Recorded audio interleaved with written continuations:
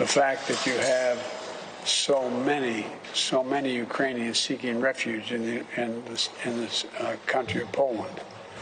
We understand that because we have in our southern border thousands of people a day, literally, not figuratively, trying to get into the United States. But we believe that we, the United States, should do our part relative to Ukraine as well by opening our borders to another 100,000 people. That was President Biden with Polish President Duda over the weekend, comparing the Ukrainian refugee crisis to the crisis at the U.S. southern border. So at least we know he's aware of what's happening as a result of wide open borders. Joining me right now is Arizona Attorney General Mark Brnovich. AG, good to see you this morning. Thanks very much for being here. I think that might be the first time the president has mentioned the wide open border. What do you think? All time? Yeah. Well, I think the only thing that what the invasion of Ukraine and what our southern border have in common is that Joe Biden created both of those messes. And I don't say that lightly, but literally people are dying in Ukraine, and it's a terrible tragedy, but literally Americans are dying as a result of the catastrophe that the Biden administration has wrought upon all of America. He literally has allowed the cartels and the gangs to seize southern control of our border, and as a result, millions of people are flooding into our country illegally, which is stressing the social services and our safety net. And additionally, we know that the price of drugs like fentanyl and methamphetamine are dramatically declining because Joe Biden has let the cartels seize control of our border. Yeah, I mean, one border agent told me that the drug cartels are making $100 million a week. $100 million a week. Many Ukrainian refugees are now showing up at the southern border as well, knowing that the border is wide open.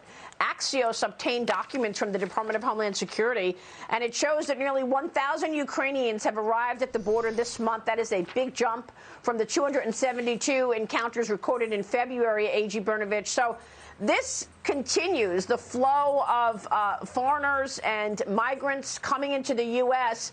Joe Biden has not said a word about the fentanyl, and that, of course, has killed 100,000 Americans with overdoses.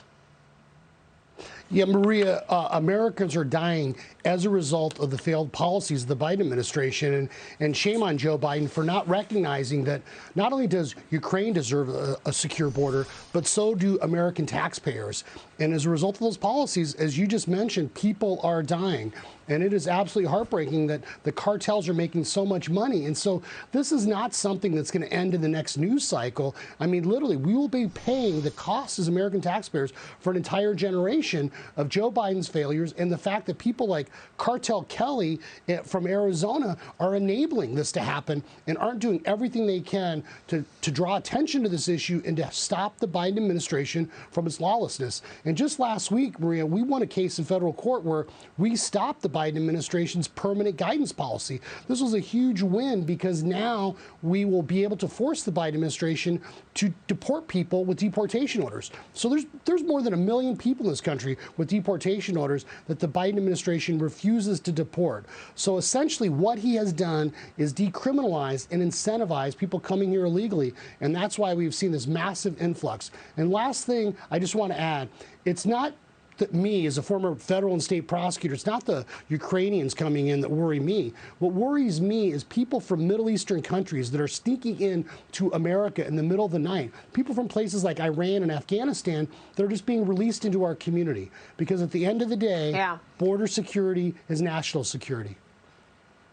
Right. And Marsha Blackburn's office, the senator from Tennessee, told me that at least 34 people were apprehended who are on the terrorist watch list. So you're right. Terrorists are recognizing the border is wide open, and this is a vehicle for them to get in.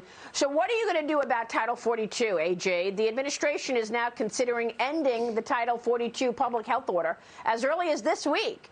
That, of course, was able, the Title 42 enabled the border agents to send people back to Mexico to wait or just back to their country. You say dropping Title 42 will have a direct impact on our border because even though the White House is not using it effectively, thousands of illegal migrants are still being turned away. That's going away, AG Brnovich. Are you going to file a lawsuit if it does? Well, Maria, you know, one thing that I have always done is used every tool in my toolbox to try to protect hardworking American taxpayers. So yes, anything the Biden administration does that endangers our American community is going to end up, quite frankly, in litigation. And that's why I'm very proud of our office in states like Ohio and Montana for joining us and stopping what the lawlessness of the Biden administration when it came to the permanent guidance. So we have multiple lawsuits going on. We're going to continue to do that. And I think, once again, it's important to put all of this in context. In the last year of the Trump administration, March, about 34,000 people illegally entered our country. And this year, we're expecting more than 200,000. And, you know, I'm not a math whiz, but literally those are astronomical and historical numbers. And it is because the Biden administration is not using the tools it has in its legal toolbox, including using Title 42 as the Trump administration did.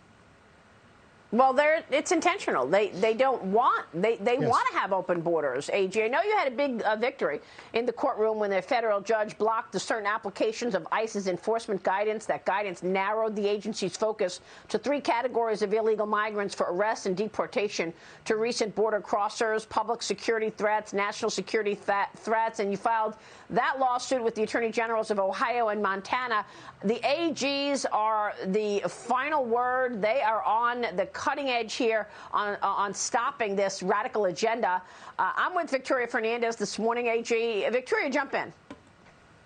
Yeah, so I have a quick question. I'm here in Houston, right? So Texas, obviously, we have a huge issue when it comes to our border, and we've been fighting a lot of that with Governor Abbott here. So what is it that you think the states can do specifically to kind of fight this battle against what's going on a national level? Because there are a lot of economic consequences that come in. The Texas economy does rely on legal immigrants coming in for work. So what can the states do, like you've been doing in Arizona, in order to help this situation in regards to Title 42 and to Ukrainian refugees? You know, we just had a case last month, the U.S. Supreme Court. I argued about the Biden administration giving welfare benefits for people that don't have legal status, that are non-citizens. And so we know that they've incentivized people coming here. And look, we are a nation of immigrants. I'm a first-generation American. But the reason why people want to come here, or should want to come here, is because the rule of law means something. We are indeed a land of immigrants. We are not the land of the welfare state. And so it's not the states, actually, as Arizona, we've been filing lawsuits. I've also recently issued an opinion that says what the cartels and gangs are doing does constitute an invasion, which provides more tools in the policymakers' toolboxes, like allowing the governors to continue to build the border wall, to deploy DPS and National Guard resources to, apprehend those cartel and gang members and repatriate them back to Mexico. But at the end of the day, it's important to remember, when it comes to national security and border security, that is where the president is at his apex of power.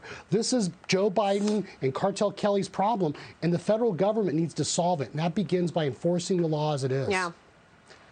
Well, we certainly see what's going on in Yuma, and send our best to those people who are faced with all of those migrants coming in. One border agent told me they're making 5,000 arrests a week. A.G. Brnovich, good to see you. Thanks very much for being here. We'll keep following all of that. Mark Brnovich joining us this morning in Arizona.